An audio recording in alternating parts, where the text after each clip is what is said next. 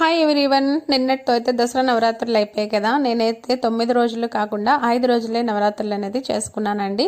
ఇంకా ఈరోజు అయితే శుక్రవారం కదా, నాది 11th వీక్ అండి. కామాక్షి దేవి వ్రతం 11th వీక్. అంటే మధ్యలో ఒక్కసారి గ్యాప్ వచ్చింది అంతే, కంటిన్యూస్గా అయిపోతుంది. చాలా హ్యాపీ అసలు. చక్కగా అయితే ఇలా దీపాలు అయితే పెట్టేసుకున్నాను, 11 దీపాలు ప్లస్ కామాక్షి దేవి దీపం. అండ్ పైన కూడా ఇంకా నేను ఏమీ తీయలేదండి, నీట్గా అట్లానే ఉంచేసాను. నిన్న దసరా కదా, సో అమ్మవార్లని, వెంకటేశ్వర స్వామిని, శివయ్యని పెట్టుకున్నాను కదా, అవంక తీయకుండా అలానే ఉంచుకున్నాను. ఈసారి అయితే నేను బంతిపూలు పెట్టుకున్నాను. యాక్చువల్లీ మా వారు అస్సలు ఊరుకోరు, బంతిపూలు పెట్టొద్దంటారు. కానీ మీకు విషయం తెలుసా, మా వైజాగ్, శ్రీకాకుళం, విజయనగరం అయితే ఈ దేవికి, అమ్మవారికి బంతిపూ దొరికితే చాలు ఎంత హ్యాపీగానో ఫీల్ అయిపోతారండి.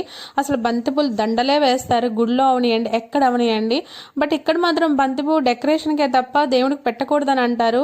ఏదైనా అదే పువ్వు కదా, మరి అక్కడ ఒకలాగా ఇక్కడ ఒకలాగా ఎందుకు చూస్తారో నాకైతే అర్థం కాదు.